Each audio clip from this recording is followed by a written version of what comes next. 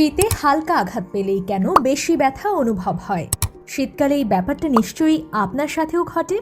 চলুন আজ জেনে নেই তার আসল কারণ। শীতের সময় একটু ধাক্কা বা হালকা আঘাত পেলেই অনেকের কাছে ব্যথাটা বেশি মনে হয়। এর পেছনে আছে কিছু সহজ কারণ।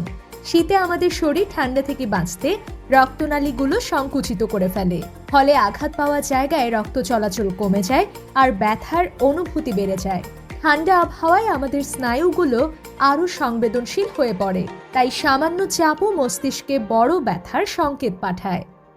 এছাড়া শীতে পেশি আর জোড়গুলো শক্ত হয়ে যায়, নমনীয়তা কমে যাওয়ায় হালকা আঘাতেও ব্যথা বেশি লাগে। যাদের আগে থেকে হাড়, জোড় বা পুরনো ইনজুরি আছে, শীতে তাদের ব্যথা আরও তীব্র হয়ে ওঠে। এই সমস্যা কমাতে শরীর গরম রাখুন, নিয়মিত হালকা স্ট্রেচিং করুন আর আঘাত পেলে হালকা গরম শ্যাক নিন। শীতে হালকা আঘাতে বেশি ব্যথা লাগা একেবারেই স্বাভাবিক।